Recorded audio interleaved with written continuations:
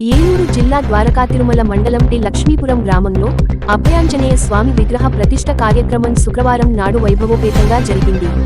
TDP నాయకులు సుంకర ఆంజనేయులు, జంగారెడ్డిగూడెం పట్టణానికి చెందిన కోకో రాజు గార్ల ఆధ్వర్యంలో కార్యక్రమం జరిగింది.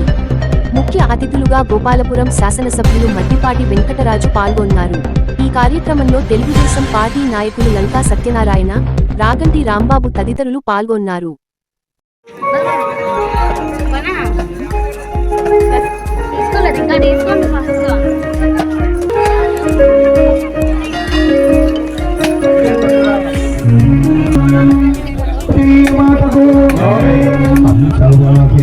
బ్రహ్మపురాణి సంశయమే మణిపావని సంశయమే మణిపావని